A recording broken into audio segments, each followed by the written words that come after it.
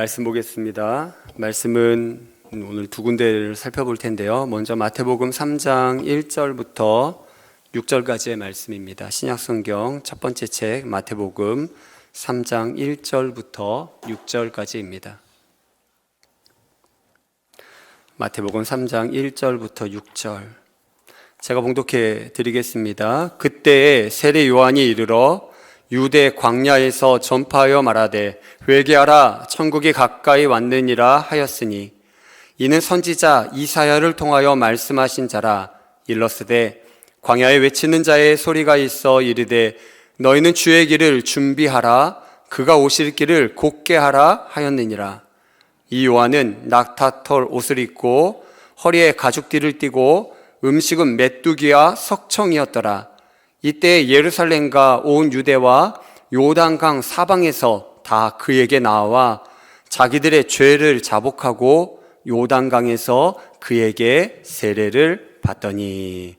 아멘. 우리 한 군데 더 보겠습니다. 우리 빌립보서 2장 5절부터 8절까지입니다. 우리 빌립보서 2장 5절부터 8절까지의 말씀은 우리 다 같이 한 목소리로 우리 봉독하겠습니다.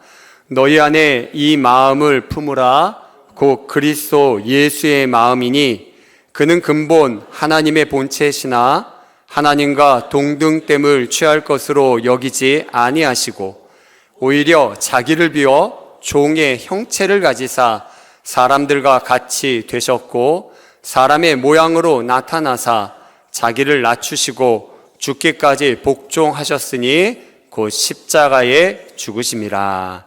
아멘. 할렐루야. 우리 한 주 동안도 잘 지내셨나요? 아주 무더웠는데 조금은 나은 듯해요. 워낙 그 전에 무더웠어 갖고 지금이 그래도 한결 수월해지게 그렇게 느껴지는 것 같습니다. 우리 옆 분들하고 한번 인사하시죠. 축복합니다. 네. 오늘 이 예배의 자리에 나온 모든 분들 하나님의 축복과 은혜가 가득하기를 간절히 축원합니다. 오늘 두 본문을 우리가 함께 읽었는데요. 이 말씀 가지고 공간 확보라는 제목으로 우리 말씀을 전하겠습니다.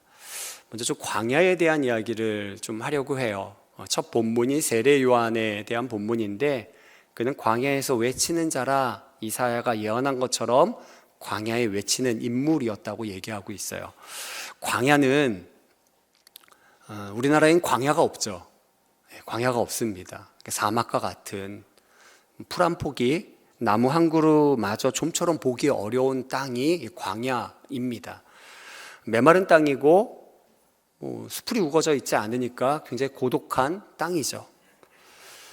그런데 참 흥미로운 것은 이 고독하고 메마른 땅인 이 광야가 이제 성경 언어인 히브리어에서는 미드바르라고 해요. 미드바르라고 하는 이 단어가 광야입니다. 근데 이 미드바르라고 하는 이 광야라고 하는 이 단어는 다바르라고 하는 히브리어에서 왔어요. 근데 이 다바르라고 하는 이 히브리어가 마라다라는 단어예요. 적막하고 고요한 메마른 이 광야에서 그 광야라는 말의 근원, 그 어원이 되는 말이 마라다라는 거예요. 좀 아이러니하지 않습니까? 침묵의 장소인 것 같은데, 적막의 땅인 것 같은데 그 단어의 근원은 마라다라는 것이죠. 아이러니하지만 성경을 보면 또 그렇지만도 않습니다. 광야는 참 신비하게도 하나님께서 말씀하시는 장소예요. 광야는 아무것도 없는 허벌판이죠. 고요하고 적막한 침묵의 장소가 틀림없는데 하나님은 그곳에서 사람들을 만나시고 당신의 말씀을 주십니다. 우리 사진 보여주셨나요? 네. 저기 광야예요. 나무나 이런 거 거의 안 보이죠. 없지는 않아요. 있기는 하는데 거의 없습니다. 저런 물도 없고 나무도 거의 자라지 못하고 모래만 날리는 흙만 날리는 그런 붉은 땅이죠. 근데 하나님은 이곳에서 신비하게 말씀해 주신다는 거예요. 그래서 이 광야의 근원, 그 어원이 마라다, 다바르라고 하는 단어에서 비롯되었습니다. 이스라엘 백성들이 하나님과 언약을 맺은 장소가 어딘가요? 시내산. 그죠? 호렙산이라고도 하고 시내산이라고도 하죠. 같은 산을 지칭하고 있어요. 같은 말입니다.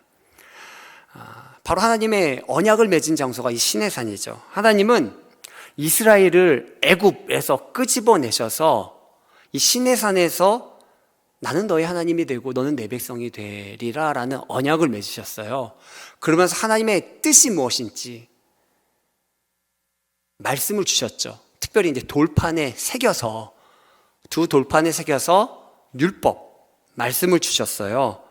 그게 바로 시내산이죠. 그래서 성경은 모세가 천사를 통해서 받았다 이렇게 이야기하고 있습니다.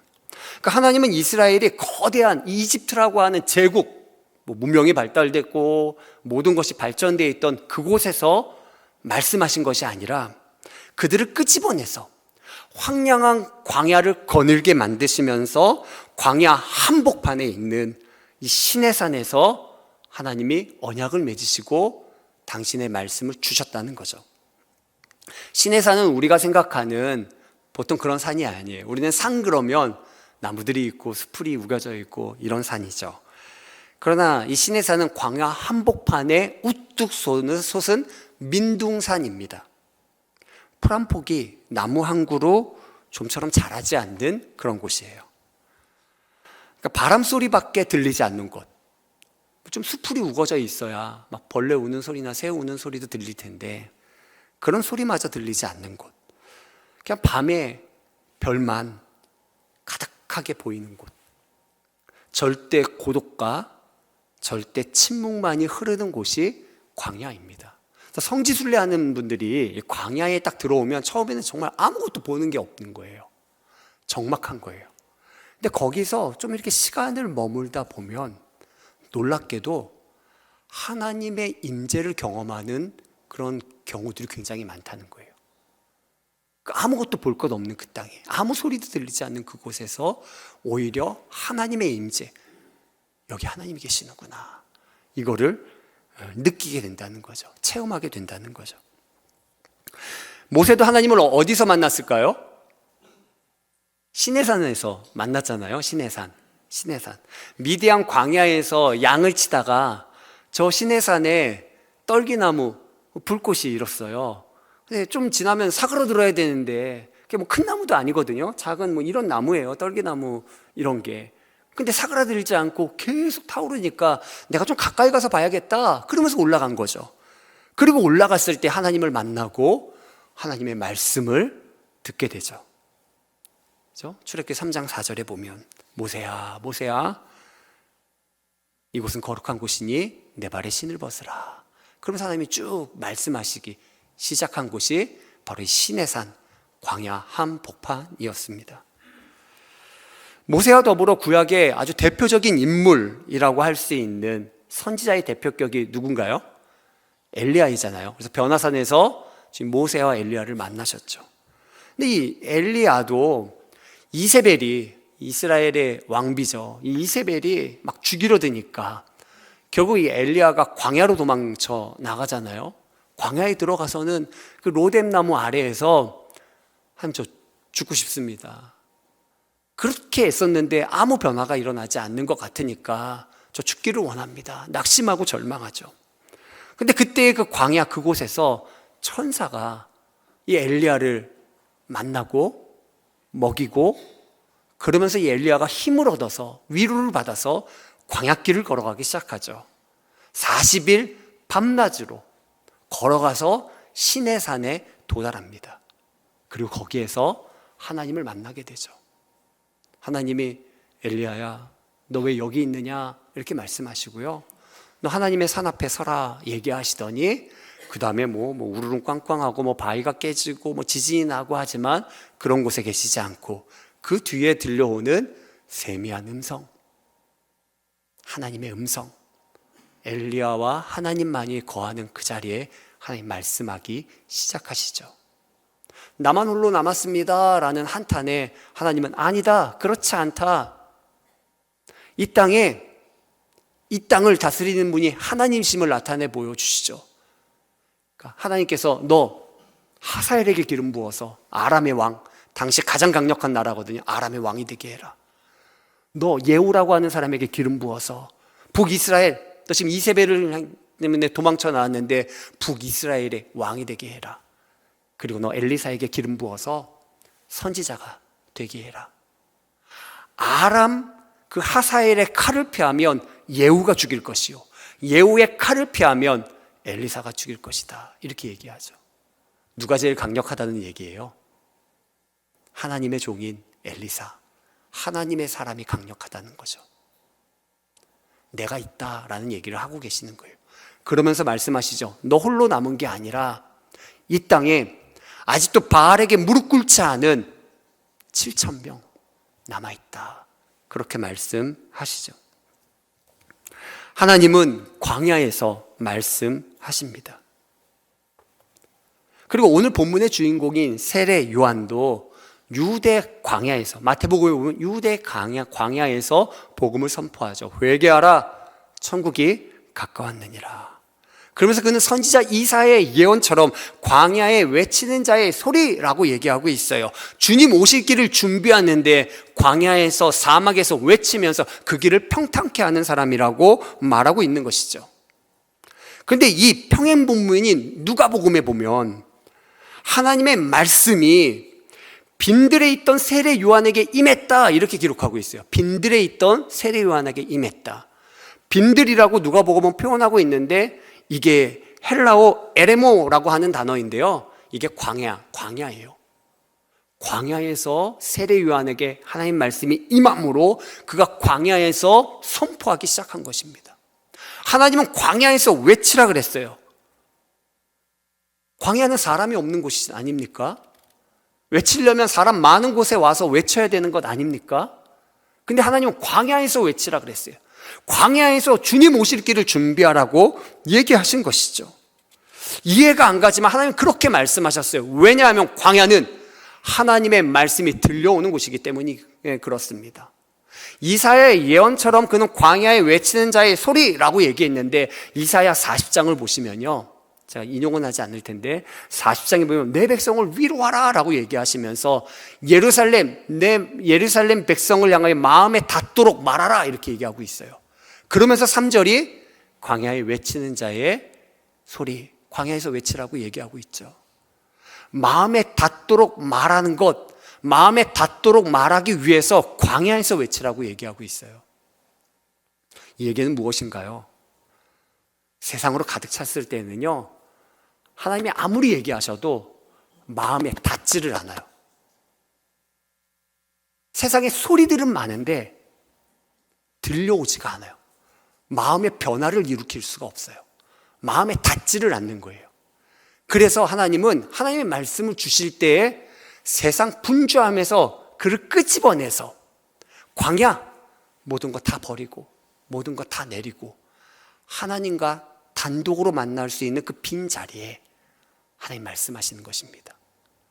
그리고 진짜 하나님 말씀을 들을 사람들도 광야의 그 소리를 듣기 위해서 이 세상의 분주함을 내려놓고 세상의 그 모든 것 다 내려놓고 광야로 와서 들어야 되는 것이죠.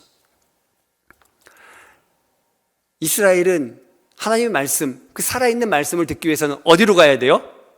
광야로 가야 되는 거예요. 그래서 예수님도 오병이어의 기적을 일으킬 때 빈들이라고 표현하는데 이게 바로 에레모, 광야입니다. 광야에서 오병이어의 기적, 그때 모인 사람이 몇 명이에요? 남자 장정만 5,000명이라고 그랬잖아요. 그러니까 성서학자들은 적어도 여자들과 아이까지 합치면 아무리 적어도 2만 명이고 3만 명 이상이 모였을 것이라 이렇게 예측을 하죠. 광야 그 빈들에 말씀을 듣고자 사람들이 이렇게 모여왔던 거예요. 말씀을 듣고자. 지금도 임하는 하나님의 말씀, 지금도 살아있는 하나님의 말씀, 그 말씀 들으려고 그들의 마을을 떠나서 성을 떠나서 빈들 광야로 몰려왔던 것이죠. 그러니 제자들이 얼마나 걱정되겠어요. 해가 져 가는데 사람들 먹일 곳은 전혀 구할 수 없는 이 장소에 사람들이 몰렸으니 걱정할 만도 하겠죠. 여러분, 우리가 살아있는 하나님의 말씀, 오늘 주시는 하나님의 말씀을 들으려면 광야가, 여러분들도 광야로 들어가야 될 줄 믿습니다. 광야. 그러면 어떻게 비행기 타고 이스라엘로 가야 되나요? 우리나라는 광야가 없는데 우리가 광야를 직접적으로 체험해 보기는 어렵죠. 하지만 우리 생활 속에서 광야를 만들어야 합니다. 내 삶의 모든 것을 비워내고 공간을 확보하고 시간을 확보하고 그래서 하나님과 단독으로 있을 수 있는 그 시간들을, 공간들을 확보해야 돼요. 우리 생활 속에서 광야를 만들어야 합니다. 그래서 기독교 영성가인 헨리 나우에는 광야의 영성을 이렇게 표현했어요. 우리 같이 한번 읽어볼까요? 광야의 영성, 하나님과 함께, 그리고 그분하고만 혼자 있을 수 있는 시간과 장소를 따로 마련하는 것. 광야에서 길러지는 아주 중요한 영성이 있어요. 기독교 신앙에서는 이게 필수입니다. 광야를 지나야 돼요. 광야를 통과해야 돼요. 근데 그때 이 광야는 하나님과 함께 하는 거죠. 그뿐만 아니라 뭐라고 표현하고 있어요? 그분하고만이라고 표현하고 있죠. 그분하고만 혼자 있을 수 있는 시간과 장소를 마련해야 한다는 거예요. 그래서 예수님께서 기도할 때 어디 들어가서 기도하라 그랬어요? 골방에 들어가 기도하라 그랬죠. 이게 같은 의미입니다. 골방에 들어가서 하나님과 단독으로 있으라는 거죠. 은밀한 중에 들으시는 하나님, 그분이 갚으시겠다, 도우시겠다, 응답하시겠다, 말씀해 주시겠다, 얘기해 주시는 것이죠. 여러분, 우리 일상생활에서 한번 들여다보세요. 나는 하나님과 따로 머무는 공간이 있는지, 머무는 시간이 있는지 살펴봐야 합니다. 우리의 마음은 하나님의 말씀이 닿는 그런, 하나님의 말씀이 직접 내 마음을 흔들고 있고 변화시킬 수 있는 공간과 시간이 있는지 여러분 점검해 보셔야 돼요. 광야와 같은 고독의 장소, 침묵의 장소, 오직 하나님만 바라볼 수 있는 그런 장소와 시간이 우리 신장의교회 모든 분들에게 있게 되기를 간절히 축원합니다. 근데 사실 우리 솔직히 우리 삶에는 무언가로 가득 차 있지 않나요? 해야 할 일 쌓여만 가죠. 쌓여만 가요. 하나 한 것 같으면 2개 쌓여 있고 3개 쌓여 있고 그렇지 않나요? 하고 싶은 것 자꾸 늘어가죠. 갖고 싶은 것 많아지게 만듭니다. 생각도요, 얼마나 많은지. 그게 오히려 많다 못해 스트레스로 우리에게 쌓여가고 있지만 않습니까? 시간에 쫓기고 사람들에게 이리저리 치이죠. 그러다 보면 우리도 상처 받기도 하고 또한 상처를 주기도 합니다. 그러다 보면 이제 자기를 방어하기 위해 자꾸 딱딱해지는 거죠. 좀처럼 내 안을 드러내려고 하지 않게 되는 거죠. 세상은 너무나 많은 것들로 가득하고 그런 것들을 우리에게 보여주고 있습니다. 근데 그런 세상 속에서 여러분 진정한 평화와 자유를 누리시나요? 온갖 해야 될 것만 가득한 세상에서 버거워하고 있지는 않습니까? 수고하고 무거운 짐만 잔뜩 짊어지고 힘들어하고 있진 않습니까? 사도 요한은 요한 1서에서 2장 15절에서 16절에 이렇게 얘기하고 있죠. 우리 같이 한번 읽어보겠습니다. 함께 읽겠습니다. 이 세상이나 세상에 있는 것들을 사랑하지 말라. 누구든지 세상을 사랑하면 아버지의 사랑이 그 안에 있지 아니하니 이는 세상에 있는 모든 것이 육신의 정욕과 안목의 정욕과 이생의 자랑이니 다 아버지께로 온 것이 아니요 세상으로부터 온 것이라. 육신의 정욕, 안목의 정욕, 이생의 자랑 다 세상에서 온 것이에요. 세상을 사랑하는 마음과 욕망이죠. 근데 이것은요 다 사라지고 말 것이에요. 다 지나가고 말 것입니다. 특히 요즘에는 보는 것이 아주 잘 발달되어 있어요. 세상 어느 곳에 있는 소식들도 다 보여주고 다 알려주지 않습니까? 그러면서 이 안목의 정욕, 보는 것으로 인하여 일어나는 욕망, 이게 아주 강렬한 시대라고 할 수 있어요. 우리의 욕망을 자꾸 자극하고 있는 것이죠. 여러분, TV에서 하는 광고들, 멋있는 사람들이 나와서 하는 광고들이 있잖아요. 요즘은 광고가 CF만 있는 게 아니죠.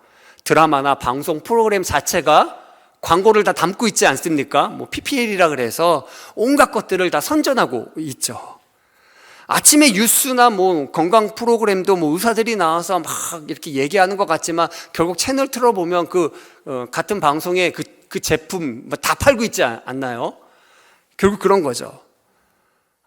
좋은 옷, 맛있는 먹을 것, 뭐 아이디어 상품들, 시대를 점점 앞서가는 것들 보여주고 알려주는 것을 통해 다 갖고 싶게 만들고 구매하고 싶은 그런 욕망을 부추기고 있지 않습니까? 이것 가지면 더 좋아질 거라고 계속 우리를 자극하고 있진 않나요? 세상은 온통 무언가를 우리에게 자꾸 보여주면서 가지라고 얘기합니다. 온갖 좋은 것들 무수히 우리에게 보여주고 있는 것이죠. 그러다 보니 정작 가장 좋은 하나님과 함께 할 수 있는 시간, 하나님과 함께 할 수 있는 공간이 사라져 버리는 거예요.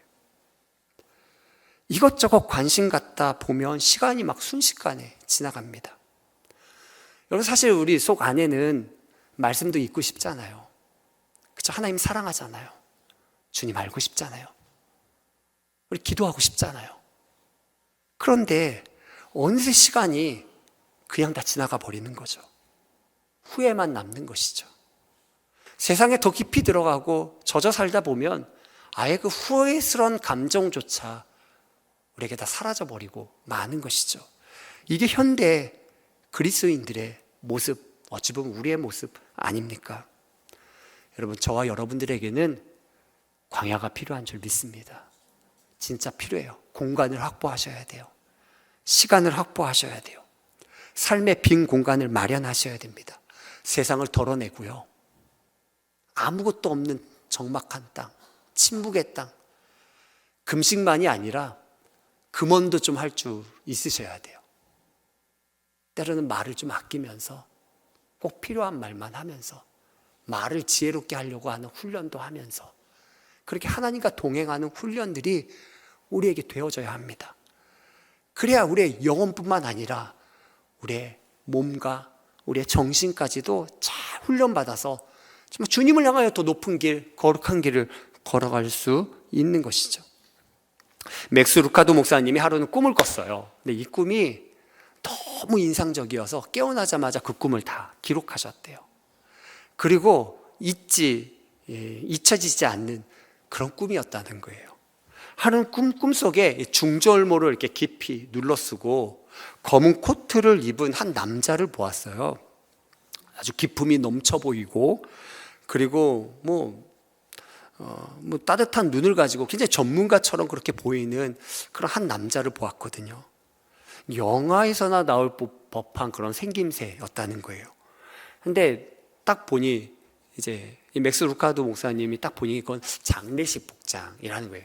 격식을 갖춘 장례식 복장. 꿈에서는 이제 여러 장면들이, 공간들이 자꾸 이렇게 변화되는데, 상갓집에서 그 죽은 사람의 고인을 모셔둔 상갓집에서 다시 교회로, 그리고 무덤가로 장면이 계속 바뀌더라는 거예요. 우리는 보통 장례식장에서 거의 대부분 끝나고 이제 옮겨가지만, 이제 집에서 교회로 그리고 무덤가로 이렇게 옮겨가는데, 근데 그때마다 이 굉장히 인상적 깊게 봤던 그 중절모를 눌러쓴 검은 코트를 입은 이 남자가 그때마다 불쑥불쑥 그 곳곳마다 계속 나타나더라는 거예요. 계속 나타나니까 물어봤대요. 왜 이렇게 여기에 제가 이렇게 보게 됐는지 물어봤대요. 그랬더니 이 사람이 뭐라고 얘기하냐면, 사람들을 영원한 집에 데려가라고 왔다는 거예요. 그런 얘기를 했어요. 그리고는 장면이 다시 한번 바뀌더라는 거예요. 꿈이니까 장면이 한번 바뀌던데, 사람들이 많이 다니는 그런 복잡한 큰 길에 사람들이 막 다니고 있는데 그때 또 이 중절모를 쓴 이 남자하고 또 마주친 거죠. 여기서도 이제 뭐 장례식장만이 아니라 이런 사람들이 막 다니는 길에서도 또 마주치니까 너무나 이상해서 인사를 건너면서 아유, 어떻게 이렇게 또 우연히 만나기도 하네요. 참 놀랍습니다. 이렇게 인사를 건넸대요. 근데 그 남자가 아무 말도 하지 않더라는 거예요. 그러면서 좀 자세히, 꿈에서 그냥 자세히 봤더니 그 남자 옆에 자기 친구가 있더라는 거죠. 자기 친구가. 작년에 아내를 떠나보내고 혼자 시름시름 앓고 있었던 친구인데 그 친구가 바로 옆에 있더라는 거예요. 그러니까 그 친구를 보고서야 아, 이 남자가 그냥 사람이 아니라 천사구나. 천사구나. 이렇게 깨달았어요. 그래서 이 천사에게, 이 남자에게 이렇게 얘기를 한 거죠. 내 친구를 불러가라고 오셨군요. 이렇게 물었어요. 그랬더니 그 천사, 그 중절모를 쓴 그 천사가 얘기하기를 아니라고 얘기하는 거예요. 친구를 데려가라고 온 게 아니라는 거예요. 그리고 나서는 정말 꿈에서 일어나는 일, 정 꿈에서밖에 일어날 수밖에 없는 일이 일어나는데 그 많던 사람들이 오가던 길에 사람들은 다 사라지고 그 천사와 자기만 그 큰 길에 남았다는 거죠. 그러니까 적막한 대로로 바뀐 거죠. 너무나 조용해서 아무 소리도 없이 너무나 조용해서 그 다음 천사가 하는 이야기는 너무나 똑똑하게 들을 수 있었다는 거예요.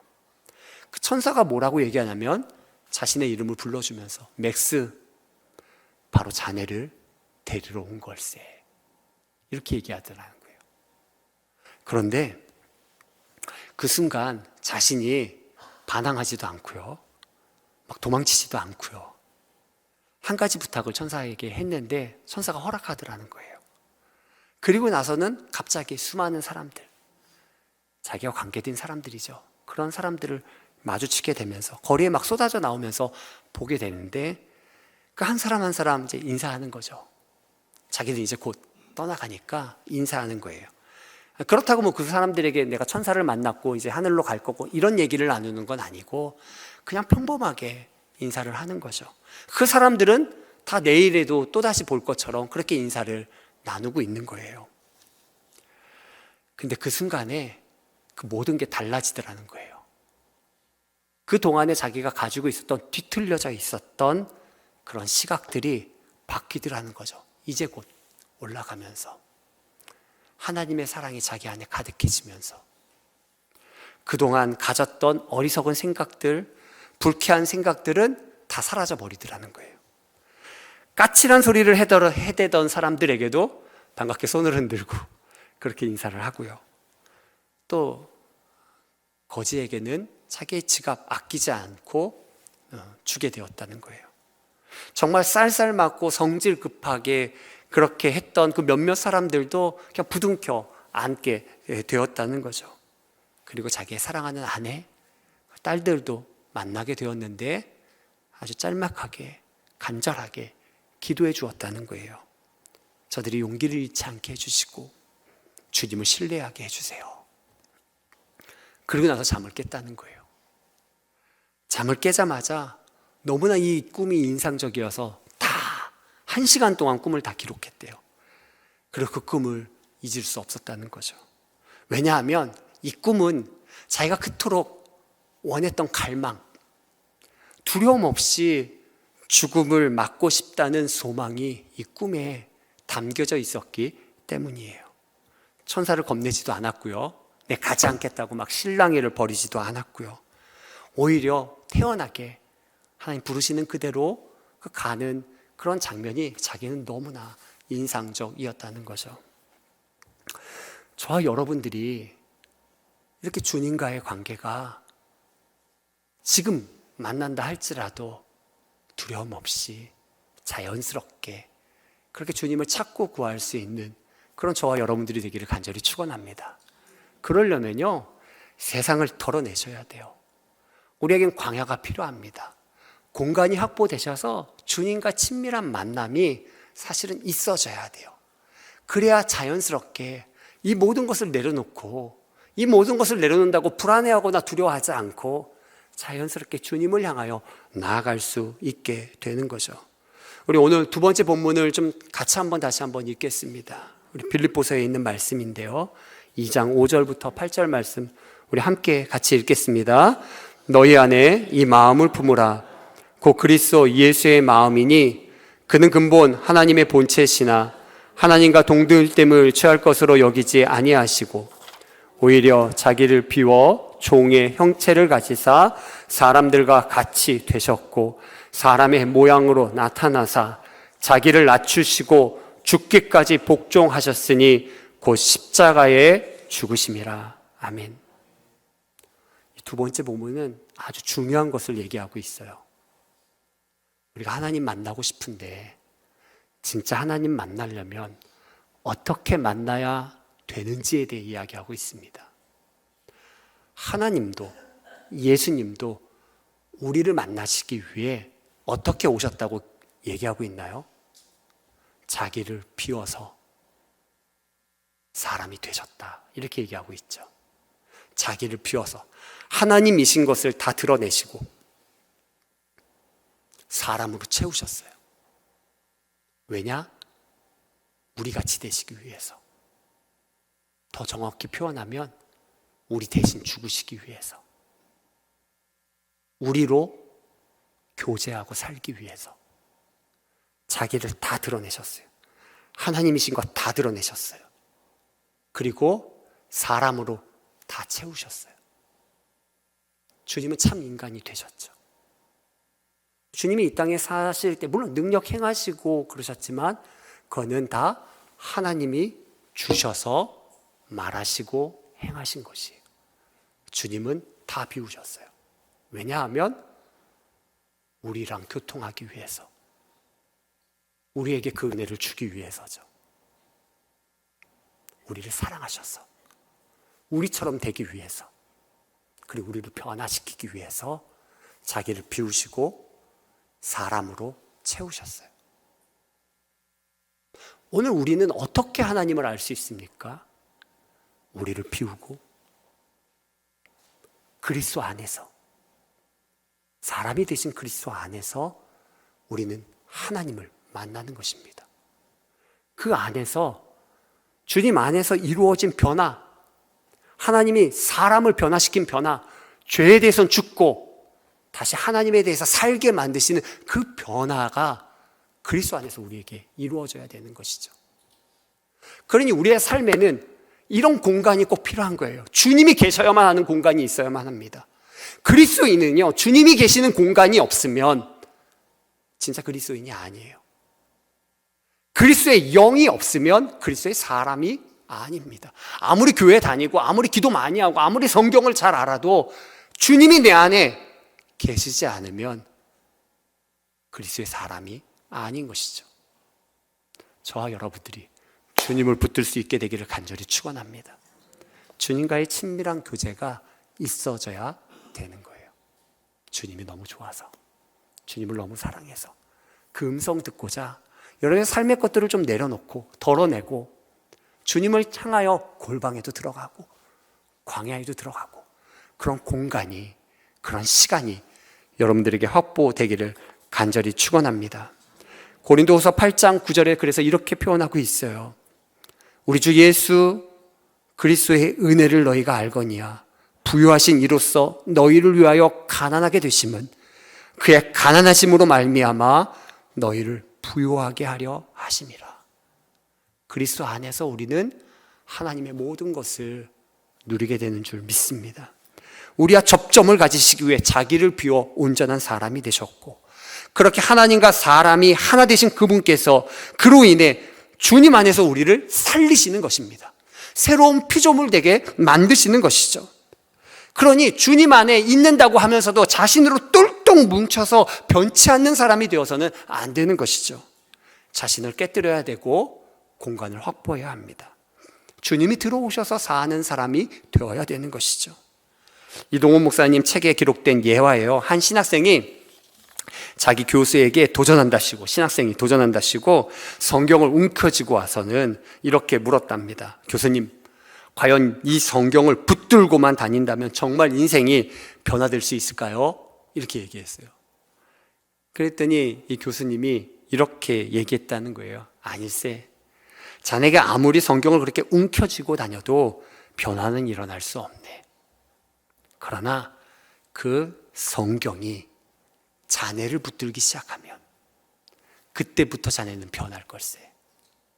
내가 성경을 아무리 연구하고 뒤지고 그것을 막 잘 안다 할지도 그걸로 변화되는 게 아니라 그 말씀이 나를 붙들 때, 주님이 내 안에 오셔서 나를 붙들 때, 그때 진정한 변화가 일어나게 되는 줄 믿습니다. 오늘 이 시간 우리가 다시 한번 주님께 한번 고백했으면 좋겠습니다. 우리의 삶에 하나님, 제가 주님을 믿노라고 하고 주님을 사랑한다고 하면서도 내 삶에 하나님 말씀하시는 자리가 없습니다. 광야가 없습니다. 그런 공간이 확보되지 못했습니다. 너무 하나님의 말씀을 듣지 못하고 우리가 그냥 세상으로 가득 차 살고 있었습니다. 이 시간 다시 우리의 삶의 공간을 주님께 마련하고자 합니다. 주님 오셔서 내 안에 거하여 주옵소서.